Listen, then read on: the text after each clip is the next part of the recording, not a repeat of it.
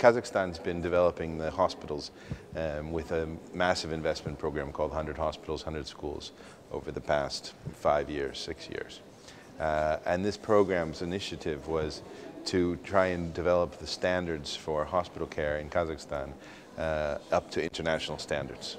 And you know that many of the hospitals in Kazakhstan were built to standards from 1989. Many of the hospitals are 30, 40, 50 years old. And the objective has been how to modernize the hospital sector.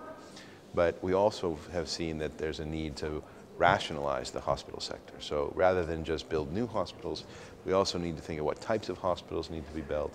And that needs to be done based on the population's needs. So what we've been doing in particular is trying to help the ministry develop a hospital master plan or investment strategy, which is based on the population's needs, not just today, but in the future. So how many people will there be in the year 2025? What will their diseases be? What will the age profile be? We heard from the minister and the state secretary that there will be many more old people with a very different profile of disease. So those people need to be addressed differently than the current hospital system. So you need fewer infectious disease hospitals, for example, but you need more access to cancer care. And so the development of the hospital sector has to be consistent with the population's needs, not today, but thinking forward into the future, and that's the vision that we've been trying to work with from the ministry. Social modernization project is obviously a very important initiative which aims to increase individual responsibility, but also expand and improve the performance of the labor sector, of the labor force.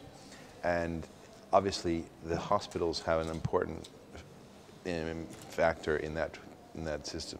So for example, if people spend 15 days in the hospital rather than 7 days as they should in most countries, obviously that's lost productivity time. When the president talks about modernization and of increasing labor force productivity, we think that the overall health system reform is an important component of that.